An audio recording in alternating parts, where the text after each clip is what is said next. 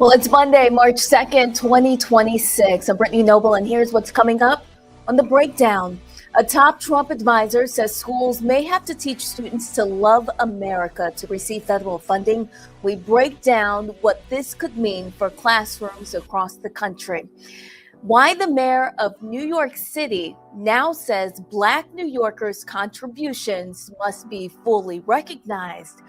And hidden dangers on and off the field, how bias and health disparities are putting Black athletes at greater risk for undiagnosed brain injuries, and raising confident children without creating entitlement.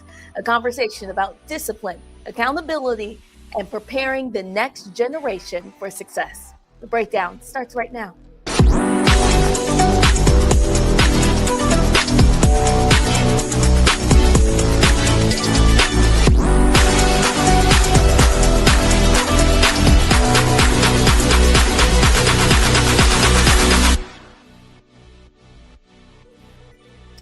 The celebration of life for Reverend Jesse Jackson Sr. continues. Jackson is lying in repose at South Carolina State Capitol Rotunda.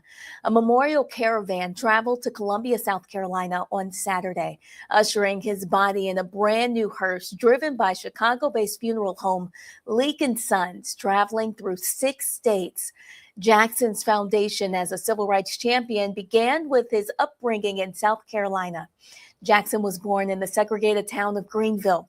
A private homegoing celebration will be held on Saturday, March 7th at Rainbow Push. Well, New York Mayor Zohran Mamdani set the record straight. Black New Yorkers helped build New York City. The mayor spoke with historian and podcaster LaToya Coleman and admitted to overlooking the contributions of Black Americans in the city in his previous comments, where he said New York was a city built by immigrants.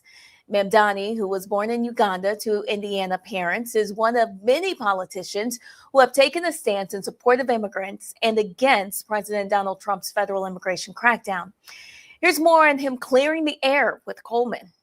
Okay, so we're here at the end of Black History Month. So I have 2 questions for you. Sometimes we hear people say this is a city built by immigrants, but how do we also include enslaved people and indigenous people who have built the foundation of America and New York City as well? So I have to admit, I've been guilty of this myself. I didn't want to say it's true. I did say that myself. A city built by immigrants. And I think the first thing is, if we're being honest, then we have to tell the full story, right? And when we tell a sweeping generalization like that, we lose sight of the fact that Black New Yorkers helped to build New York City. I felt some type of way. Understandable. Understandable. That's why I'm here to apologize, because you learn from it. And I think that as much as we want to, and we should, support immigrant New Yorkers and their incredible place in the city, doing so doesn't necessitate that we overlook the contributions of Black New Yorkers. We can tell that full story.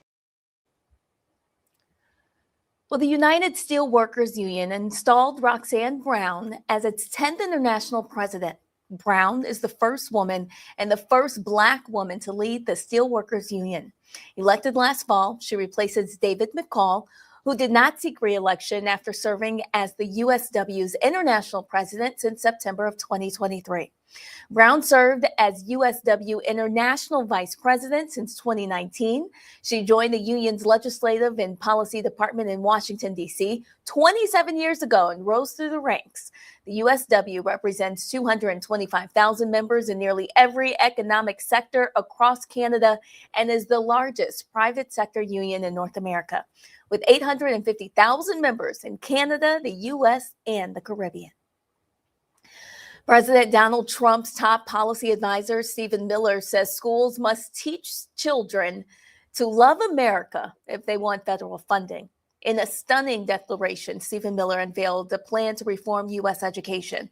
In his announcement, the Homeland Security advisor emphasizes that schools need to teach children to love America and be patriots while ensuring federal funds do not support communist ideology.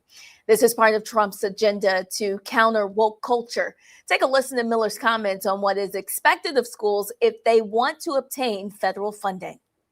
Children will be taught to love America. Children will be taught to be patriots. Children will be taught civic values for schools that want federal taxpayer funding. So as we close the Department of Education and we provide funding to states, we are going to make sure that these funds are not being used to promote communist ideology. For any nation to be successful, it cannot teach its children to hate themselves and to hate their country. So these are a few of the areas in which President Trump has fought the cancerous communist woke culture that was destroying this country, where we were led to believe that men were women, that women were men, that racial discrimination was good, that merit was bad, and that safety and physical security mattered less than the feelings of liberal ideologues. Well, Miller has stated that the Trump administration plans to close the Department of Education and redirect funding to states with strict conditions on how the money will be used. Well, this week brought more justice for the estate of Henrietta Lacks, the Black woman whose immortal cells revolutionized modern medicine. Novartis, the Swiss pharmaceutical giant, has settled a lawsuit filed by the Lacks estate, which accused the company of unjustly profiting from HeLa cells.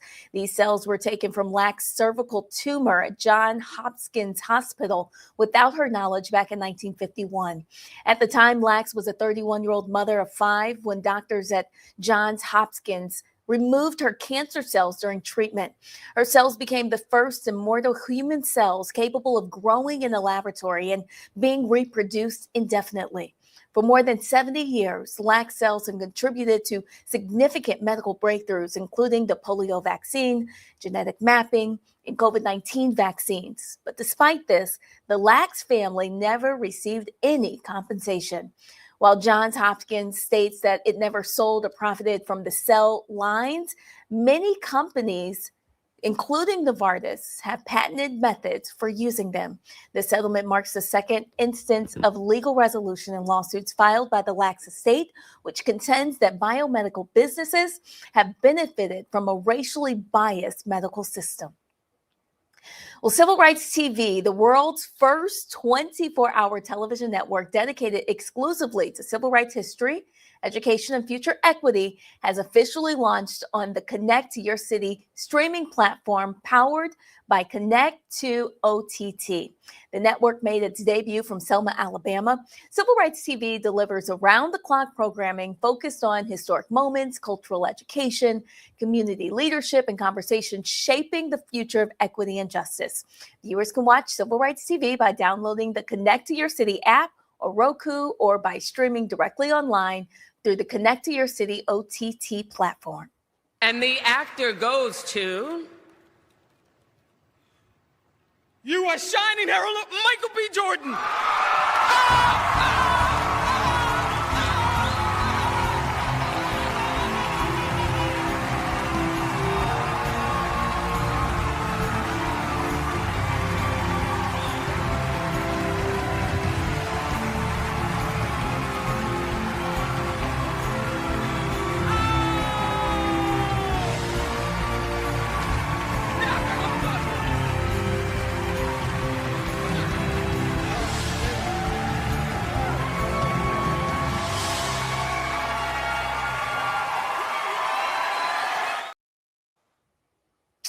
Well, actor and producer Michael B. Jordan is adding another major honor to his growing list of achievements. Jordan took home a top award at the NAACP Image Awards, recognizing his continued impact both on screen and behind the scenes.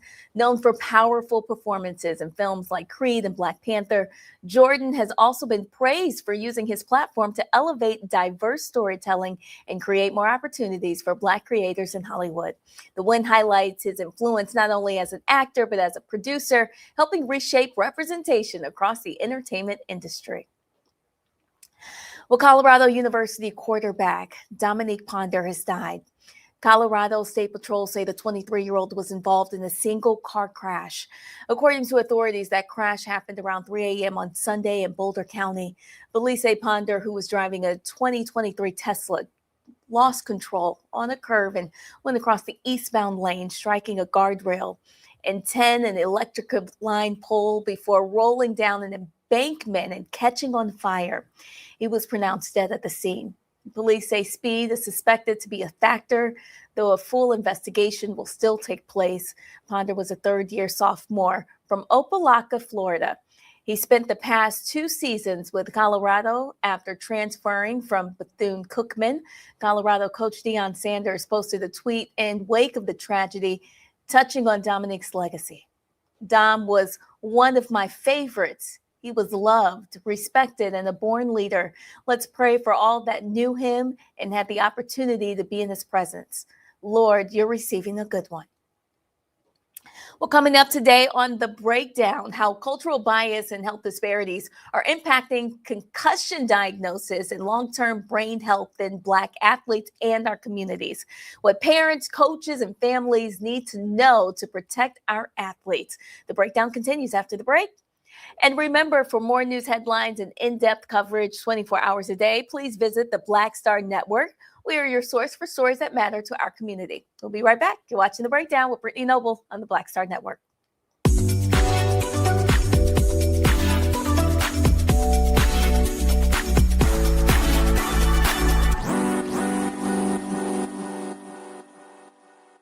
With medicine and science under attack, I want to keep you and your family informed and healthy. I'm Dr. Ebony Hilton, and I knew at the age of 8 that I wanted to be a doctor. So I studied hard and became the first African-American female anesthesiologist hired at the Medical University of South Carolina since its opening in 1824. And I always say I was made into a doctor, but I was born to be a mom. And as a new mom, wife, sister, daughter, and friend, I understand how frightening a medical crisis can be. I care for individuals on some of the worst days of their lives, and it's my mission to provide you with a safe space to gain clarity on issues affecting your mind, body, and soul. I recognize that there are health disparities, particularly as it pertains to race, and I want to help bridge the gap between you and your healthcare providers. Join me every Thursday for Second Opinion on the Black Star Network, where each week I'll invite experts from various medical fields to share the latest health news. We'll discuss topics such as the vaccine debate, mental and sexual health, medical bias, infertility, menopause, andropause, nutrition, and aging. Together with my medical colleagues, we aim to provide you with a second opinion. Don't miss it, Thursdays only on the Black Star Network.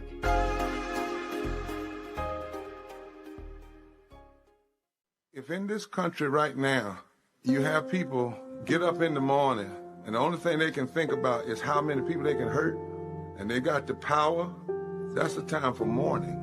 For better or worse, what makes America special, it's that legal system that's supposed to protect minorities from the tyranny of the majority. We are at a point of a moral emergency. We must raise a voice of outrage. We must raise a voice of compassion. And we must raise a voice of unity. We are not in a crisis of party versus party. We are in a crisis of civilization, a human rights crisis, and a crisis of democracy itself. And guess what? You've been chosen to make sure that those that would destroy, those that would hate, don't have the final say, and they don't ultimately win. I'm Risa Colbert, and you're watching the Black Star Network.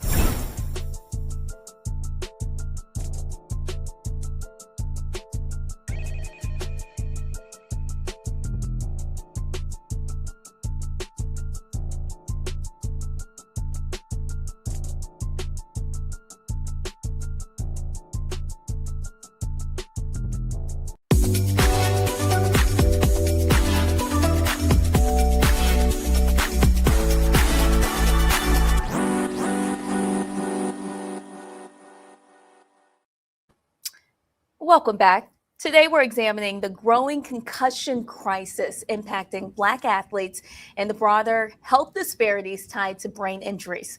Research shows cultural bias, access to care, and systemic inequities can lead to underdiagnosis, delayed treatment, and long-term cognitive and mental health challenges. Joining me now is Dr. Elena Davis, Associate Professor and Chair at Howard University, and a certified speech-language pathologist whose research focuses on concussion, brain injury, and health equity. Welcome to The Breakdown. Hello, thank you for having me. Absolutely. Thank you so much for joining us. Tell us a little bit more about your research. As I understand, it examines concussion trends among Black athletes at the professional level. Yes, currently, what my lab is doing is we're going through all of the NFL injuries from the past, well, probably since 2020. And we're looking at all concussion and neck related injuries, whether it was suspected or confirmed, and trying to identify where the disparities or the trends exist. And then also, some of my research also focuses on culturally responsive assessment tools to make sure that diagnosis is appropriate. And what did you discover? Well, it's quite staggering. So, what we know is that there's about 1,700, give or take, football players in the NFL. And out of those, about 771 of them experience concussions. Of that group, we found that 71% of them identify as Black athletes, which is quite a high number. And so that data connects to your work that shows that Black NFL players sustain concussions at significantly higher rates than others. Yes. And so, the NFL also, we know that there's a large number of Black players in the NFL. But it really is about 56%, so about half. What we do tend to see is that a lot of Black players play in defensive roles who do a lot of the hitting, and they get hit a lot. And so we do see that they do tend to have higher rates, particularly within this sport and even in basketball. But what we also know is that there are significant disparities in the healthcare access and use. So the treatment that's received, the diagnosis, actually receiving care following the injury. Let's talk about that a little bit more. So your research shows that Black athletes are less likely to receive concussion diagnosis or proper follow-up care. Why do you think that gap exists? There's a few reasons for that. One, we start at the base with the actual assessment tools. I teach about this in my classes. A lot of the assessment tools in neuropsychology and in speech language pathology for cognition were normed on white males from the Midwest primarily. There's not a lot of Black participants that are included in the standardization process. So the items in the test, the way the test is structured, it doesn't account for our communication styles, our cognitive styles. So that's going to be one factor. The other factor is that there are systemic issues, right? We know that a Black player may come and say that they have some different symptoms going on. They may not be recognized initially.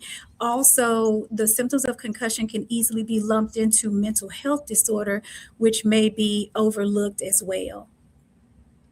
And so tell us what families should take away from this who have young athletes at home.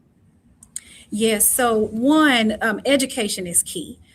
Even if your team is not providing, which I hope they provide concussion education, taking the time to understand what concussion symptoms are and following the concussion protocol. The children, all players, they get excited and they also want to go back out because they feel like they're okay, but really following to make sure that the symptoms have subsided before they continue to play.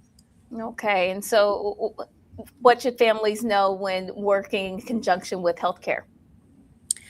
Well, if they're aware of what the symptoms are, to bring those up, to ask questions. Also, in speech language pathology, we are the primary caretaker for working with cognitive communicative symptoms. And so requesting a speech and language evaluation is very important. Okay, and your study on cognitive and communication differences within the Black communities, how can culturally different communication styles lead clinicians to misunderstand or misdiagnose us? Yes. So, we've all kind of been raised with this idea that there's a certain way you have to communicate. Our school system has pretty much trained us in this way, that there's a proper way and an improper way. And our tests don't always allow for what we call Black English, right? And so if there's implicit biases that is a lesser way of speaking, or it's not as appropriate or not professional, they can be rated as lower on the test. And your work connects athlete brain health to really the broader public health disparities? It does. It does. It's not that different from what we see with individuals who experience strokes, when we see maternal health issues, some of those same concerns, and even the concerns of the Black community, with mistrust. I just talked about Henrietta Lacks. That's one of the topics that comes up as well. So, it definitely, it is a broader issue. And I would also like to say that concussion is something that happens to everyone. It's also not always well seen and well known. So it definitely addresses the broader community. Well, definitely an important conversation today, Dr. Elena Davis. Thank you so much for joining us here on The Breakdown. Thank you for having me. Oh, yes, absolutely. Well, coming up on Roland Martin, he explained why the math, not mythology, determines outcomes of elections after Vice President Kamala Harris backs Democratic Texas Congresswoman Jasmine Crockett. That story, in case you missed it on Roland Martin Unfiltered, coming up on The Breakdown. But first, have you come across a news story that deserves national attention? We certainly want to hear from you. Please scan that QR code that's on your screen right now, and you can share your ideas with us, and we would love to share them here on The Breakdown. We'll be right back. Stay with us. You're watching The Breakdown.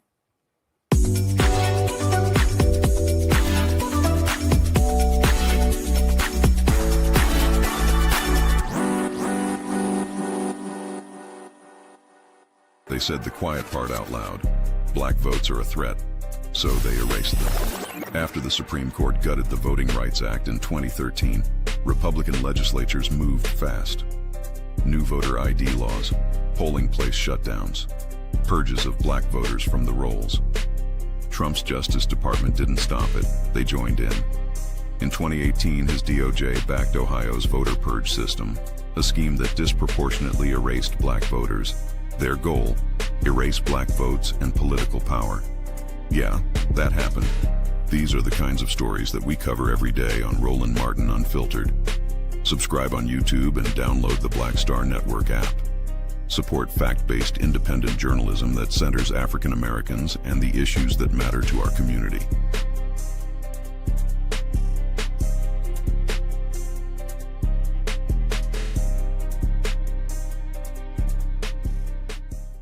If in this country right now, you have people get up in the morning and the only thing they can think about is how many people they can hurt, and they got the power, that's the time for mourning.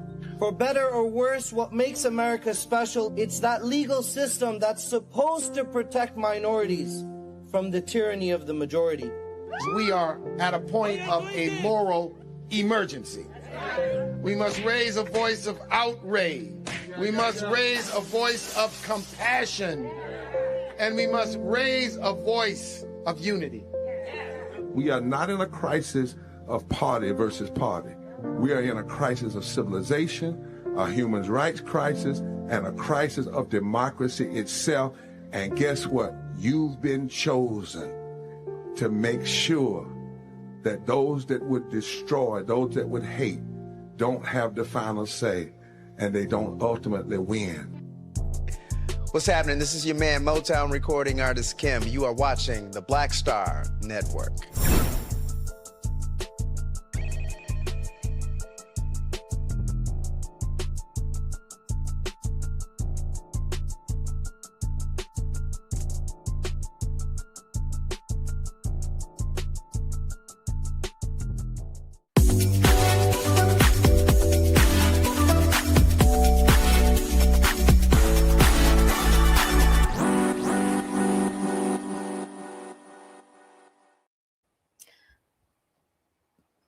Well, today on our Black and Missing segment, we're asking that you help Alabama police find 2-year-old Genesis Reed.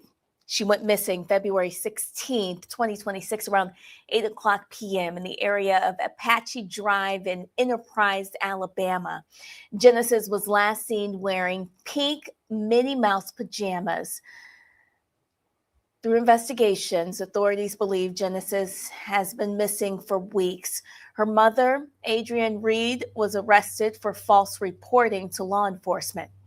If you have any information, please contact Enterprise Police Department at 334-347-2222.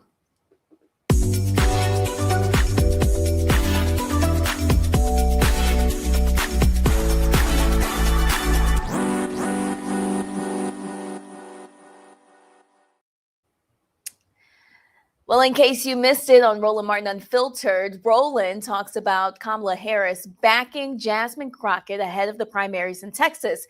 He discusses how Black voters hold the power to reshape Texas and the national map. Folks, primaries in Texas and North Carolina take place on Tuesday, March 3rd. Early voting ends today in Texas at 7 p.m. Central. And earlier today, former Vice President Kamala Harris dropped a robocall in support of Congresswoman Jasmine Crockett, who is running against Texas State Representative James Tallarico for the Democratic nomination for United States Senate. Here it is. You to please go vote for my friend Jasmine Crockett in the Democratic primary today, Friday, February 27th, or on Election Day, Tuesday, March 3rd. Texas has the chance to send a fighter like Jasmine Crockett to the United States Senate. Jasmine has the experience and record to hold Donald Trump and his billionaire cronies accountable. But Jasmine can only do it if people like you vote early. Today, Friday, February 27th, or on Election Day, Tuesday, March 3rd. It's time to turn Texas blue, and I thank you. Please take care. Bye-bye. Paid for by Jasmine for Texas. All right, folks. This is one of the few races that Vice President Harris has actually weighed in on the national level. There have been some local races where she's given endorsements, and already people have been talking back and forth. Will this help? Will this hurt?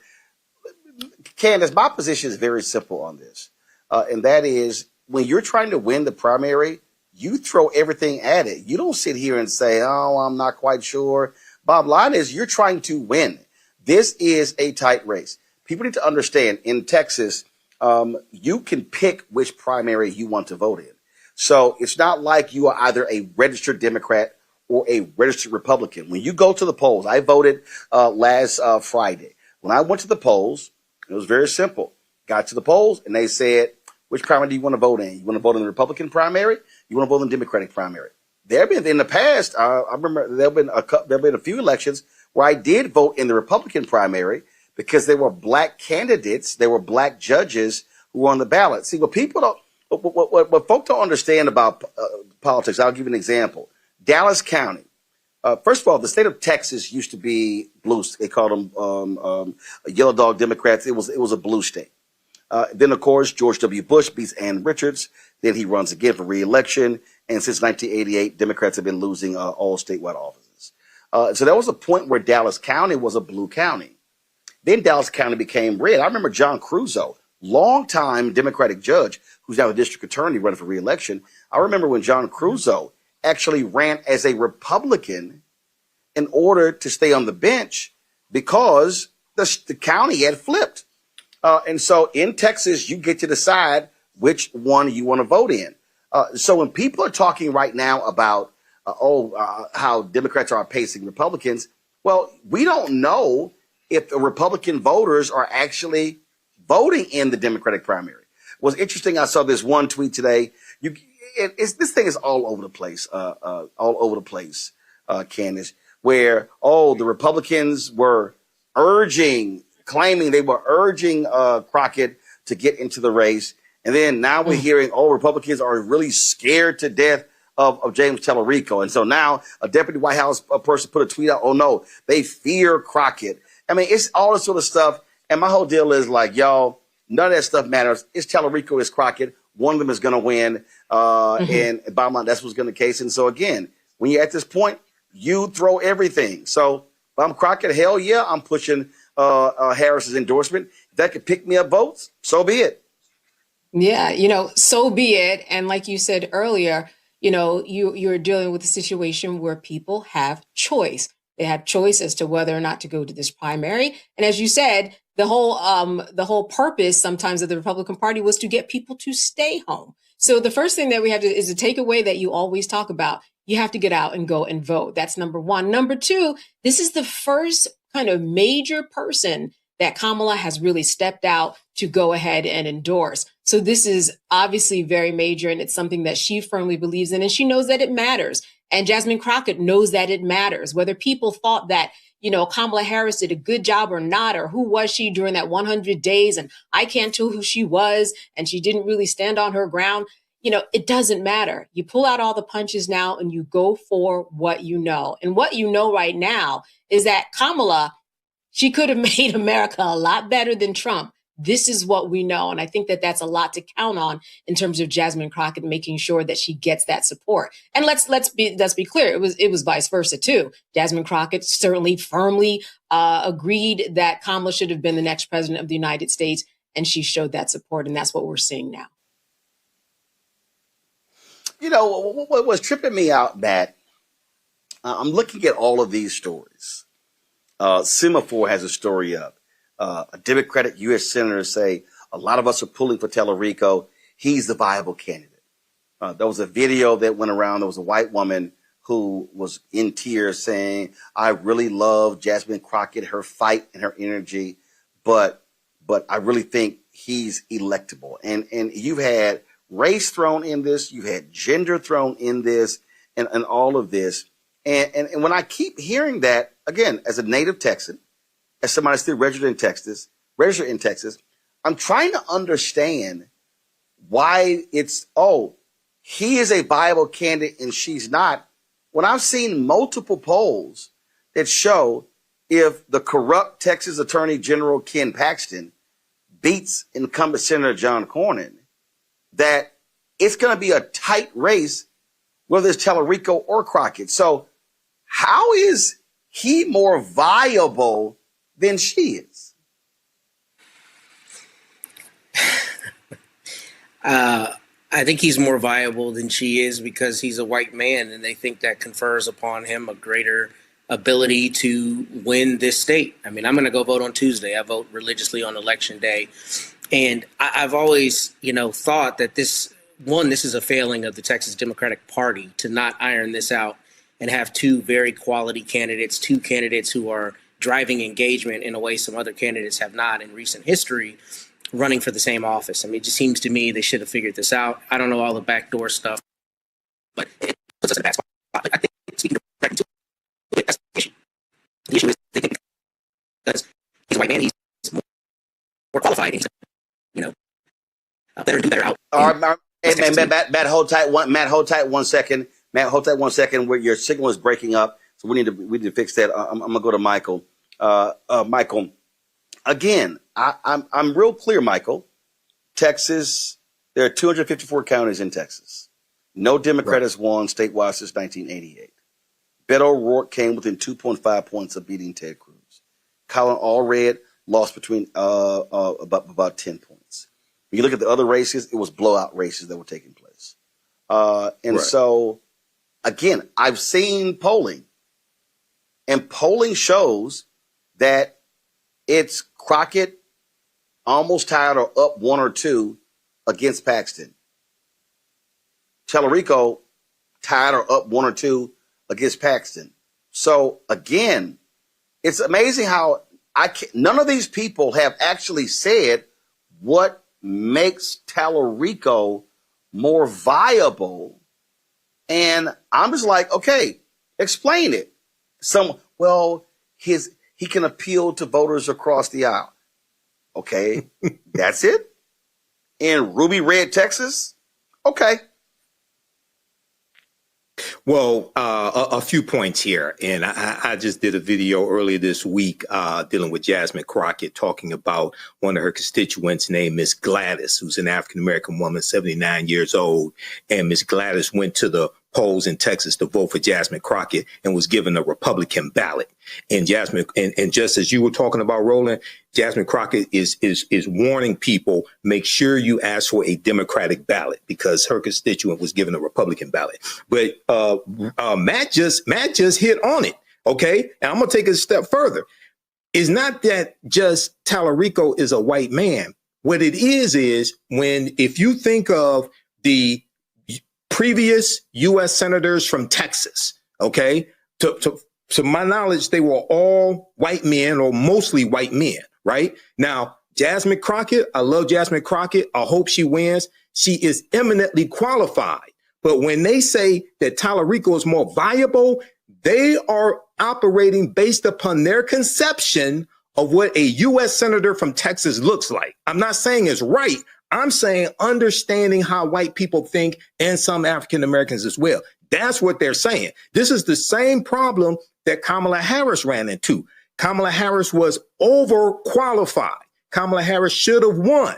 But if you go back, when you had people who thought Donald Trump was more presidential, that's a damn lie, but they're operating based upon white supremacy. When they thought Donald Trump was more presidential, when you look at all of the previous pictures of past presidents, except for Obama, when you look at all of the movies and TV shows that depict presidents, probably 95% of them is an older white male. So Kamala Harris totally broke that mold. And in a lot of people's minds, when you talk about president of the United States, they picture somebody who looks more like Donald Trump than Kamala Harris. This is what we're dealing with. I'm not saying it's right. I'm saying this is what we're dealing with. And also Cardi B came out and endorsed Jasmine Crockett as well in the U.S. Senate race in Texas also. So Kamala Harris and Cardi B. I have disagreements with Cardi B, but hey, this is a good thing. I'd rather for her to endorse Jasmine Crockett than Donald Trump, like Nicki Minaj is doing. You know, so as you said, Roland, in the primary, you throw everything at the wall.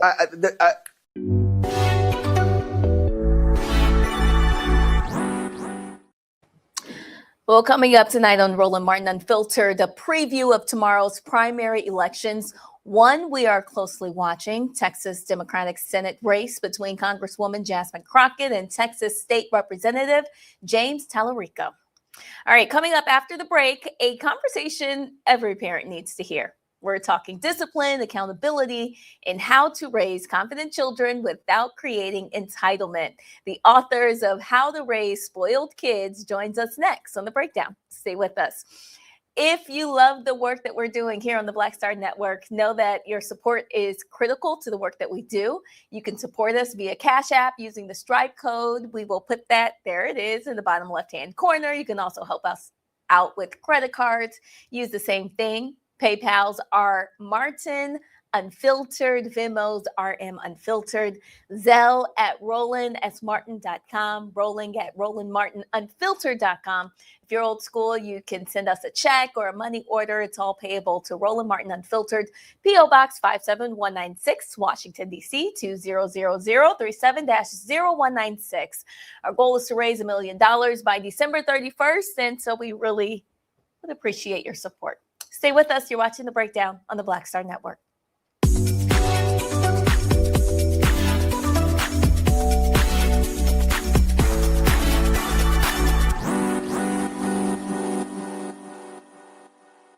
With medicine and science under attack, I want to keep you and your family informed and healthy. I'm Dr. Ebony Hilton, and I knew at the age of 8 that I wanted to be a doctor. So I studied hard and became the first African-American female anesthesiologist hired at the Medical University of South Carolina since its opening in 1824. And I always say I was made into a doctor, but I was born to be a mom. And as a new mom, wife, sister, daughter, and friend, I understand how frightening a medical crisis can be. I care for individuals on some of the worst days of their lives, and it's my mission to provide you with a safe space to gain clarity on issues affecting your mind, body, and soul. I recognize that there are health disparities, particularly as it pertains to race. And I want to help bridge the gap between you and your healthcare providers. Join me every Thursday for Second Opinion on the Black Star Network, where each week I'll invite experts from various medical fields to share the latest health news. We'll discuss topics such as the vaccine debate, mental and sexual health, medical bias, infertility, menopause, andropause, nutrition, and aging. Together with my medical colleagues, we aim to provide you with a second opinion. Don't miss it, Thursdays only on the Black Star Network.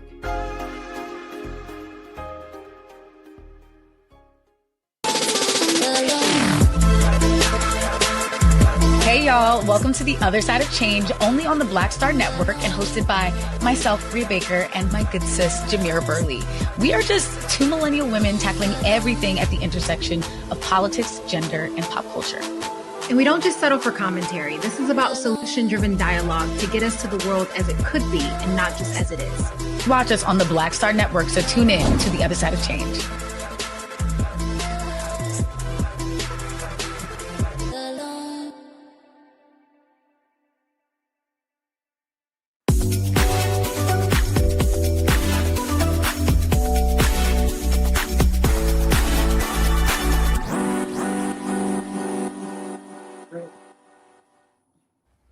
Welcome back. Today, we're talking about parenting, discipline, and raising confident children without creating entitlement. Authors Derek and Taria Slack are challenging families to rethink what it really means to raise spoiled kids in their book, How to Raise Spoiled Kids. They join us now on the breakdown. Welcome. Hello, Brittany. Hello, Brittany. Good to see you again. It's great to have you on the show and great to see you yes again. Tell us a little bit about your beautiful family and what inspired you guys to write this book. I'll go. So we have 3 daughters, and we decided early on that we wanted to give them a life of abundance and show them that the world is much smaller than what they may believe.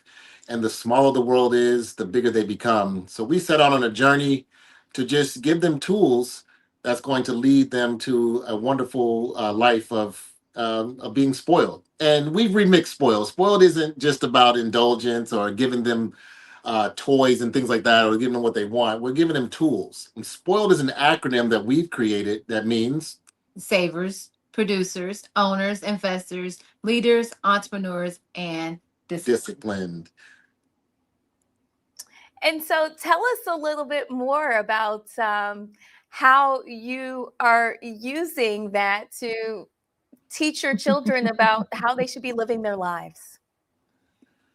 Well, we felt like too many of our families were passing down the struggle mentality and not passing down the mentality of, strategy. So in this guide, it helps parents to recreate the mindset for kids, helps them to understand money, ownership, and responsibility. So in short, we want families to have this on their bookshelf so they can use this guide and these heartfelt stories that they're included in this guide, on the daily basis, and feel like they have more tools that can kind of guide them through what they're going through, because it gets hard out here raising teenagers. Tell us about some of these heartfelt stories that you share in the book. A couple of them are from our past when we first learned how to do budgeting together. And in the beginning, we started off very colorful and very creative.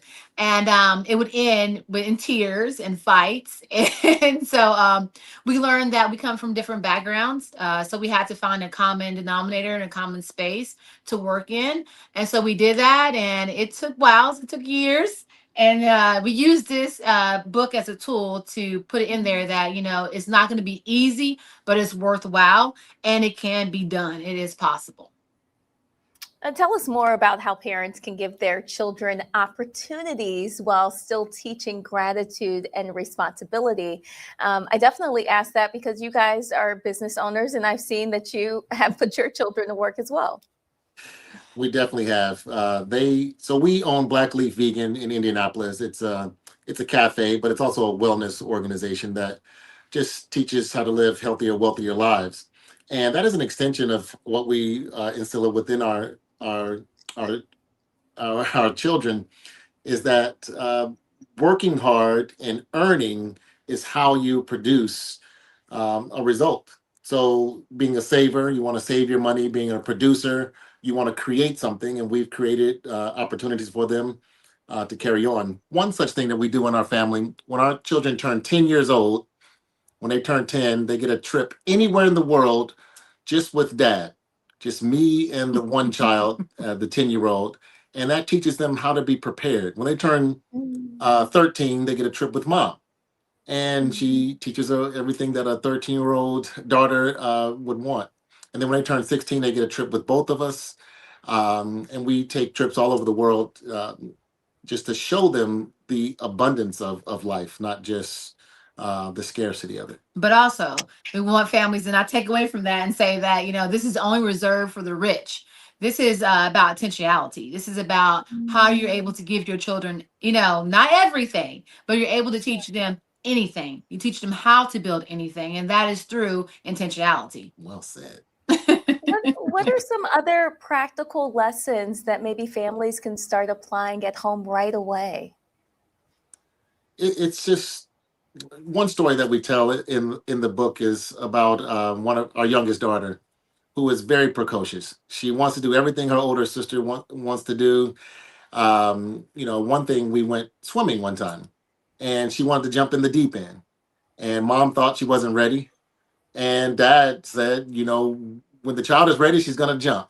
So we let it, I let her jump. After some dialogue between the parents, we let her jump in the deep end. But we had her sister in the middle waiting for her just in case something happened. Mm-hmm. And as she was going across, she started to, she started to flail, and, I don't want to use the word drown, but she started not to make it. And so, after a few seconds, her sister grabbed her, and she was so angry at her sister for not grabbing her sooner. And after she calmed down, I said, darling, once you are ready, you have to jump right back in, because it's no one's responsibility to save you. When you are ready, you need to have the tools, and don't give up. So you start to drown when you give up. You start to drown when you stop expecting someone to come and save you. No one's responsibility is to save you. You can accept help, but don't expect it. So she jumped back in, and she made it all the way across. And that empowerment that it gave her, it's long lasting. It's still, that was a few years ago, and she's still carrying on those lessons in the way she takes risk and the way she prepares herself. She's an owner. Oh, that's she owns her personality and her way. She realized that no one's there to save you. Save yourself. And that is in ownership as well. We think that as in Blackly Vegan, we've taught our kids early on, you're going to work the food truck. And they've learned the hard way. It's hard. It's hot. Right. It's sweaty. Customers are not always happy. But still, you need to keep a smile. You need to stay disciplined, and keep yourself, your own respect, your own self-integrity. And the only way to do that is continue to learn these things now before unlearning them in adulthood. Won't unlearn scarcity in adulthood. You need to be learning it now. Yeah. Before I let you guys go, what do you really hope that readers take away the most from your book? Generational wealth is more than money. What you also need to be passing down is mindset, health, values, skills, assets, and opportunities. It's making sure that the next generation starts with a foundation instead of, a financial apology. Sorry I couldn't leave you more. Sorry I couldn't do this. It's about, I've left you all the tools that you can make your life and the life of your offspring much better.